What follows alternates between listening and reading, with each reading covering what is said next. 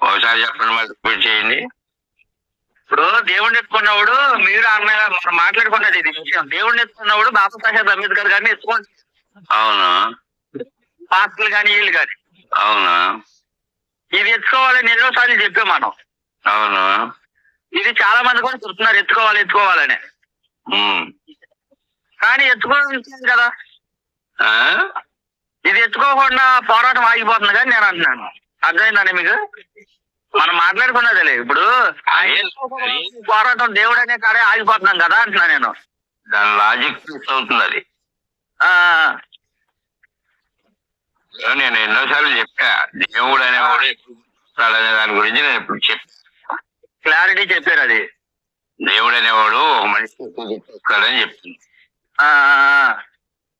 దాన్ని నమ్మినవాడు అక్కడే ఉంటాడు. అంబేద్కర్ బుద్ధుడు వాళ్ళు అనేది తర్వాత ఇది అర్థం కాదు.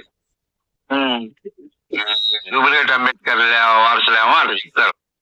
అదే ఇక్కడ సమాజంలో మనం బతకటానికి రాజ్యాంగం ద్వారా హక్కులు కల్పించిన మాట 100కి 200%, 500%, 1000% వాస్తవం. దేవుడు అనే కాన్సెప్ట్ ఏంటి? ఏదేమైపోయినా పోనీ మేము పరలోకానికి వెళ్తాం, లేకపోతే స్వర్గానికి వెళ్తాం అనేది కాన్సెప్ట్. అదేమో చచ్చిన తర్వాత పరలోకానికి వెళ్తాము అనేది, స్వర్గానికి వెళ్తాం అనేది కాన్సెప్ట్. అది దేవుడు కాన్సెప్ట్. మనం దేవుడా నువ్వే దిక్కని మనం ఆయన మీద ఇదిగా ఉన్నప్పుడు ఆయనే మనకు సహాయం చేస్తాడని నమ్మేవాళ్ళు బలంగా ఉన్నారు. అవునవునవును, నేను కూడా నమ్ముతాను. ఇప్పుడు నేను కొన్ని విషయాలు చెప్పాను. మనం ఆ పనులన్నీ చేస్తారు కానీ అది సక్సెస్ కాదు. అప్పుడు ఏమంటావు? దేవుడా సక్సెస్ అవ్వ అని కోరతాం. నీకు రాసి లేదయ్యా అంటాం. అవును, రాసి పెడుతుంటే దాని అర్థం ఏంటి? అంటే దేవుడు రాయలేదని అర్థం. మాట్లాడు రాసి పెట్టాడంటే దాని అర్థం ఏంటి? రాసి పెట్టారంటే రాత రాశారని. అంటే నీకు మన రాత ఏంటంటే దేవుడు ముందే రాసేసాడని కామన్ గా వచ్చే పాయింట్ అది. అవునవును. అంటే దాని అర్థం అంటే దేవుడు ఉన్నాడు అనే కదా మనసులో. ఉన్నాడా లేడని చూసినోడు ఎవడు లేడు, చూసి చెప్పొచ్చినోడు ఎవడు లేడు. అవును. మన ఆలోచన అనేది ఇది. అన్ని డబ్బలు నిన్న నాన్నకు బాగాలేదు, మీరేమన్నారు?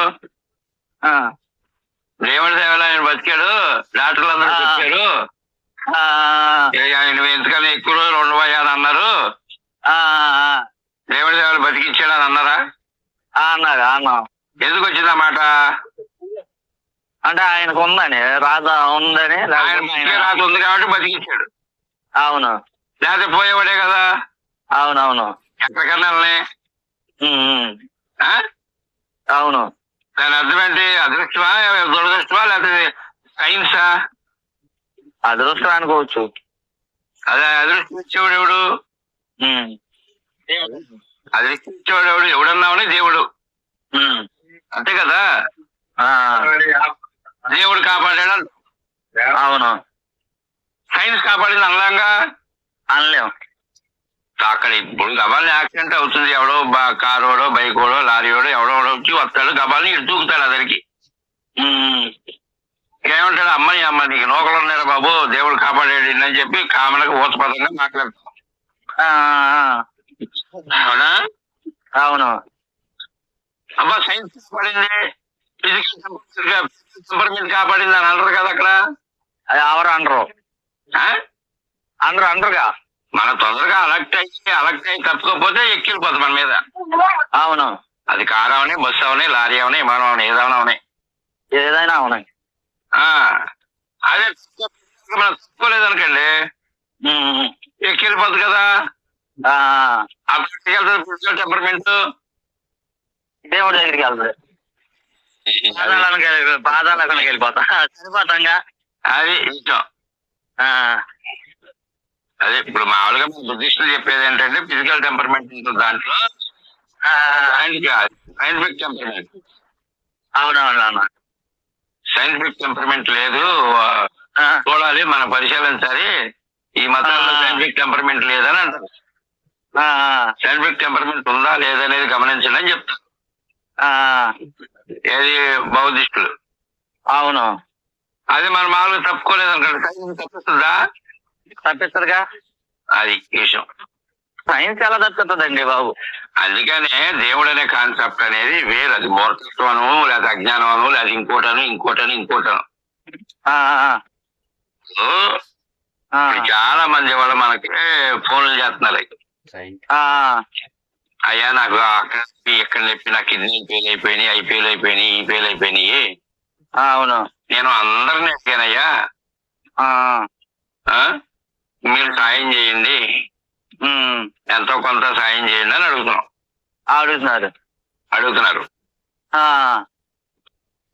తర్వాత ఆడేమంటాడు, దేవుడి దేవాలు అట్లా బతుకుతున్నామండి, ఎట్టగొట్ట మీలాంటి వాళ్ళు 10వ పరక ఇస్తున్నారు, ఎట్టగొట్ట మందులు తెచ్చుకుని బతుకుతున్నాను అన్నాడు.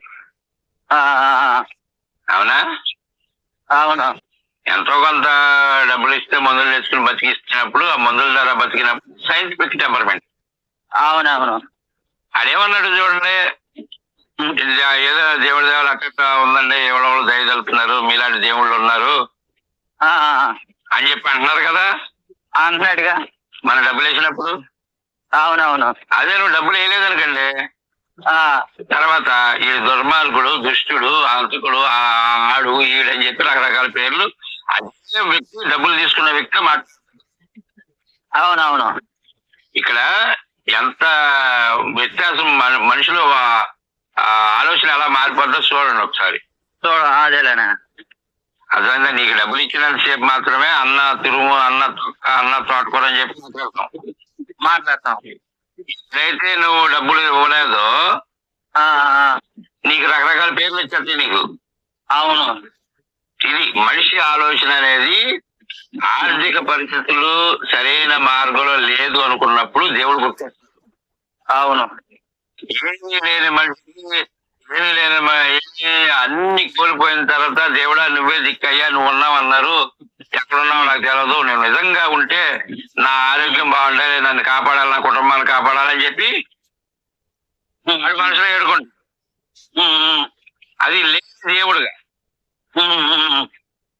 అది దేవుడు ఉన్నాడు, ఆ ఆపదలో నుంచి ఆడు బయటకు వచ్చాడు అనుకోండి, అనుకోని నాకేం వెళ్ళి అలా ఇక నీకేం కావాలి తీసుకో, ₹1,00,000 ఇస్తున్నాను, నీకు ఆపరేషన్ చేపించేసి నువ్వు ఇచ్చావు అనుకోండి, అప్పుడు ఆడేం చెప్తాడు తెలుసా, ఎవడో దేవుడు లేక వచ్చాడయ్యా, దేవుడే పంపించాడు ఆయన్ని, నేను దేవుడే లేడు అనుకున్నాను, నేను దేవుడే పంపించాడు ఆ పిల్లోడిని, ₹1,00,000 ఇచ్చాడయ్యా, ఈ రోజు లెక్క ఇస్తాడయ్యా, ఎవడిస్తాడయ్యా డబ్బులు, నిజంగా దేవుడు ఉండబట్టి ఆ అబ్బాయి మనకు తిరిగిచ్చాడు దేవుడు, ఆ అబ్బాయి ద్వారా నాకు డబ్బులు ఇప్పించాడు అని అంటాడు. డబ్బులు తీసుకునే సందర్భంలో అయ్యా నీ మేలు నేను జన్మలో మర్చిపోను అంటాడు. అవును. సరే నువ్వు ఆ డబ్బులు అప్పించున్నావు అనుకోండి, ఆడ అవసరం అయిపోయిన తర్వాత మళ్ళీ నువ్వు ఆ డబ్బులు తిరిగి అడుగుతావు, అన్నా మరి ఆపదలు ఇచ్చాను కదా, నాకు అర్జెంట్ అన్నా, మరి నాకు ₹1,00,000 ఇచ్చాను కదా, నీకు ₹1,00,000 ఇచ్చాను కన్నా కది ఇవన్నా కది ఇది ఉందనంటే అట్లా 4 సార్లు 5 సార్లు అడిగించుకుంటాడు. అన్నా అవసరం నిజమే ఇచ్చావన్నా, నువ్వు నిజమే, ఆ సందర్భంలో నువ్వు దేవుడివేనన్నా, కానీ ఇప్పుడు ఏమో నా దగ్గర లేకపోయినా ఇస్తాలన్నా అంటాడు. అది అదే పదే నువ్వు పద్దాక అడుగుతా, ఎక్కడ పడితే అక్కడ డబ్బులు అడుగుతా ఉన్నావు బట్టి ఆ అబ్బాయి మనసు కలిగిచ్చాడు దేవుడు, ఆ అబ్బాయి ద్వారా నాకు డబ్బులు ఇప్పించాడు అని అంటాడు.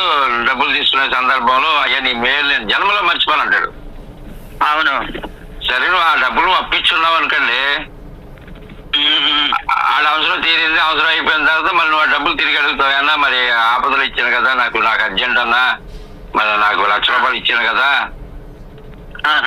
నీకు ₹1,00,000 ఇచ్చాను కన్నా కది ఇవన్నా కది ఇది ఉందనంటే అట్లా 4 సార్లు 5 సార్లు అడిగించుకుంటాడు. అన్నా అవసరం నిజమే ఇచ్చావన్నా, నువ్వు నిజమే, ఆ సందర్భంలో నువ్వు దేవుడివేనన్నా, కానీ ఇప్పుడు ఏమో నా దగ్గర లేకపోయినా ఇస్తాలన్నా అంటాడు. ఇస్తాడన్నా అంటాడు. ఆ, అది అదే పదే పదే నువ్వు పద్దాక అడుగుతా, ఎక్కడ పడితే అక్కడ డబ్బులు అడుగుతా ఉన్నావు అనుకోండి, ఆ, అదే మనిషి ఏమంటాడు, ఒకప్పుడు దేవుడు అన్న వ్యక్తి ఏమంటాడు, దెయ్యం అంటాడు. నా తొక్కలో డబ్బులు ఇచ్చేవాళ్ళయా, లక్ష లక్ష నిన్ను నీ ఇంటిని మొత్తం కొనేస్తా తెలుసా అంటాడు. నా తొక్కలో లక్ష, నీ లక్ష నా సిగరెట్లు ఖర్చు చాలు అంటాడు. అవును. ఒక వ్యక్తి మనసు మైండ్ సెట్ ఎలా మారిపోద్దంటే చాలా దారుణంగా మారిపోద్ది. అదే అదే ఎన్ని రకాలుగా తిరుగుద్దో అదే దానికే తెలియదు. అది ఒక దేవుడు అన్న కాన్సెప్ట్ మీద మనిషి ఎలా మారిపోతాడు అన్న దానికి ఉదాహరణకి అనేక రకాల కారణాలు. ఆర్థిక పరిస్థితుల్లో ఉన్నప్పుడు మాత్రమే దేవుడు అని గుర్తొస్తుంది. ఆర్థిక పరిస్థితులు అంటే ఆర్థికం అనేది ఒక మనిషికి ఆర్థిక వనరులు అనేది ఎంతో ఏమంటది ఎంతో ఎంతో ప్రాధాన్యత కలిగింది ఆర్థిక వ్యవస్థ. అవునవునన్నా. ఆ ఆర్థిక వ్యవస్థ మనకి మంచిగా ఉన్నంతసేపు అసలు నీకు దేవుడు లేడు దెయ్యం లేడని సైన్స్ మాటలు మాట్లాడతారు. నీకు అన్ని కోల్పోయిన తర్వాత, ఇచ్చేవాళ్ళు కూడా తప్పిపోయిన తర్వాత, స్నేహితులు వదిలేసిన తర్వాత అప్పుడే నిన్ను దేవుడి దగ్గర తీసుకెళ్తుంది. అర్థమైందా? అర్థమైందా? అందుకని వాళ్ళకున్న అనుభవాన్ని బట్టి, వాళ్ళ జీవితంలో జరిగిన దాన్ని బట్టి దేవుడు అన్న కాన్సెప్ట్ ని నమ్ముతారు. అర్థమైందా? అర్థమైందా? దేవుడు అన్న కాన్సెప్ట్ ని నమ్ముతారు. మనం ఇప్పుడు చెరువు వేసినప్పుడు అన్ని రకాలుగా మనం కష్టపడ్డాం, అన్ని రకాలుగా ఖర్చు పెట్టాం, చెరువు వేసాం, అంతా చేసాం. మరి సేమ్ మనకు వాటర్ లేకపోయింది. ఏది ఫస్ట్ సారి నేను తీసుకున్నప్పుడు చెరువులు, అప్పుడు కూడా చంద్రబాబు నాయుడు గారు గురువారి దగ్గర తీసుకున్నా.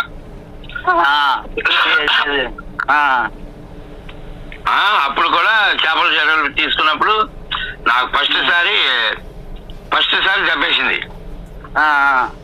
డబ్బు ఉంది, అన్ని పెట్టాం. చివరికి ఏమైంది?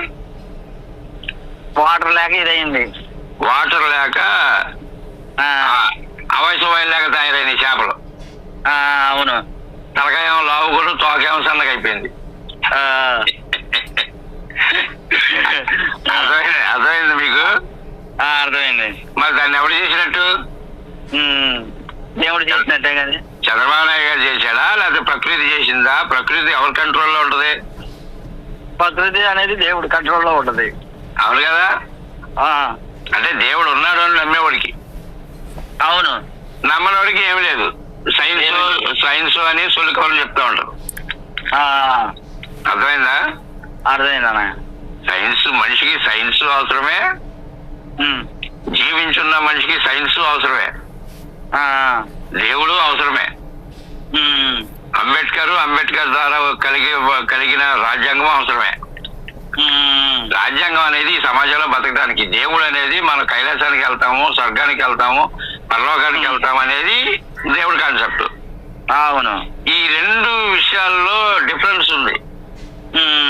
ఇది తెలియాలి. ఇది తెలుసుకుంటే ఈ మాటలు మాట్లాడరు వీళ్ళు. అదే అదే నాన్న. దేవుడు ఎవడైనా కావచ్చు. అదే అదే నాన్న. ఇప్పుడు 500 సంవత్సరాల నుండి మనం అణగారిన వర్గాలుగా ఉన్నాం కదా. కాదు, అదే తప్పు మాట్లాడారు మీరు. కొన్ని వేల సంవత్సరాలుగా ఉంది అది. కొన్ని వేల సంవత్సరాలుగా నేను చెప్పాను చూడు, ఈజిప్ట్ చరిత్ర. అదే అదే కొన్ని వేల సంవత్సరాలుగా మనం అణగారిన వర్గాల కింద ఉన్నాం కదా. ఈ 78 సంవత్సరాలు బట్టి అప్పుడు దేవుడు అనేవాడు ఉన్నాడు కదా. ఉన్నప్పుడు 75 సంవత్సరాల నుండి మనం వివక్షతకు గురవుతున్నప్పుడు ఆయన ఎందుకు మనల్ని కాపాడలేకపోయాడు? ఎవడా? ఇప్పుడు ఆయన వేల సంవత్సరాల నుండి మనం అనగారిన వర్గాలుగానే ఉన్నాము. దేవుడు ఎవరు నమ్మినా కానీ దేవుడు చేసే పనులు అనేది చాలా లేట్ ప్రాసెస్, లాగు. తర్వాత 78 సంవత్సరాలకి మనకి విముక్తి వచ్చింది. 78 సంవత్సరాలకి విముక్తి వచ్చింది. అంబేద్కర్ వచ్చిన తర్వాత మనకి విముక్తి వచ్చింది. ఒక రకంగా చెప్పాలంటే ఎవడు నమ్మిన దేవుడు ఆడు బద్దకస్తుడు. ఎవరు నమ్మిన దేవుడు ఆడికి బద్దకస్తుడుగా కనపడతాడు దేవుడు. ఎందుకంటే వెంటనే చేయడు దేవుడు అనేది.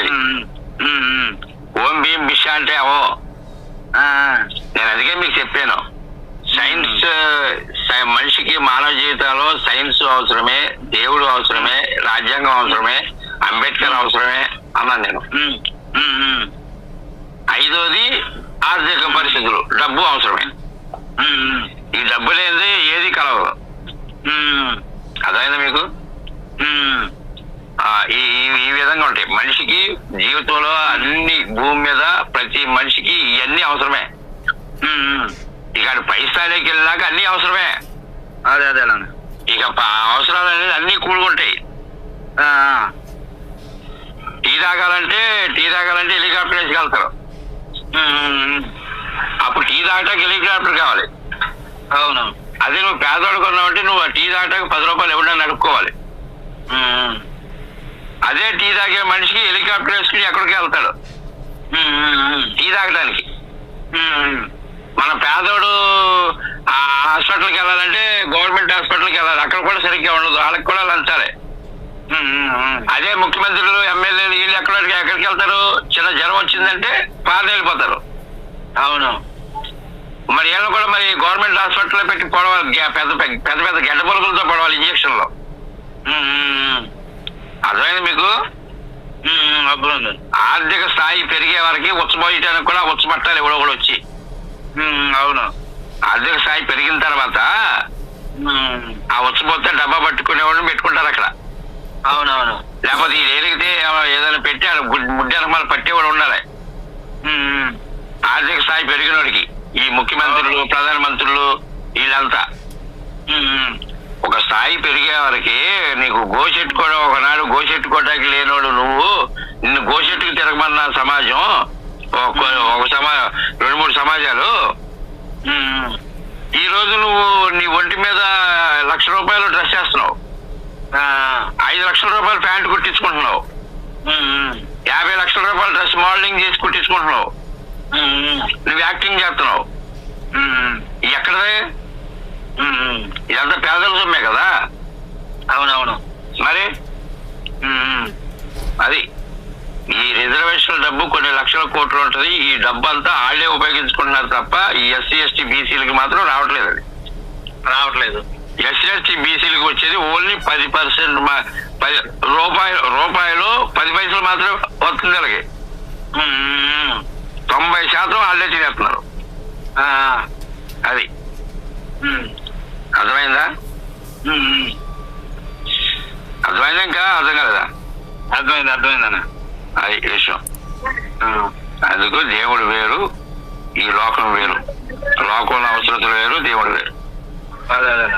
అదనమాట. సో ఇది తమ్ముడు నాగేంద్ర విషయము. దేవుడు ఎందుకు అనేదానికి దేవుడు విషయాలు వదిలిపెట్టి వేరే వేరే విషయాలు ఎత్తుకొని ఉంటున్నారు అని అంటే దానికి అందుకే డాక్టర్ బాబాసాహెబ్ అంబేద్కర్ గారు, పూలే గారు, పెరియార్ గారు, బుద్ధుడు వీళ్ళంతా ఏమన్నారంటే దేవుడు లేడు, దెయ్యము లేదు అని చెప్పడం జరిగింది.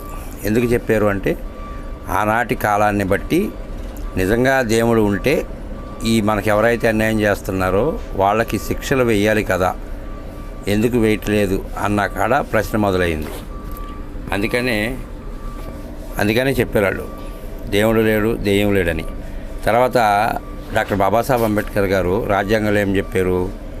మీకు అధికారం ఉంటేనే ఇవన్నీ కొనసాగుతాయి, ఏ దేవుడు కూడా మనం ఏమీ చేయలేరు, ఏ దేవుడు కూడా మనకు న్యాయం చేయడు, అధికారమే లక్ష్యంగా మనం ముందుకు వెళితే తప్ప మనకు ప్రయోజనం ఉండదు అని ఇది నవనిర్మాత డాక్టర్ బాబాసాహెబ్ అంబేద్కర్ గారు చెప్పారు. వీటిని మనం గమనించాలి ఖచ్చితంగా. ధనవంతులకి దేవుడు అవసరం లేదు, పేదవాడికే దేవుడు అవసరం. ధనవంతులు బతికేది కూడా ఈ పేదవాళ్ళ సొమ్ముతోనే. ఇది మనం గమనించాలి. ఇది అర్థం చేసుకుంటే మన ప్రయాణం ఎటువైపుకి మనం ప్రయాణం చేయాలో అన్న విషయం మాత్రం ఖచ్చితంగా అర్థమవుతుంది తమ్ముడు నాగేంద్ర.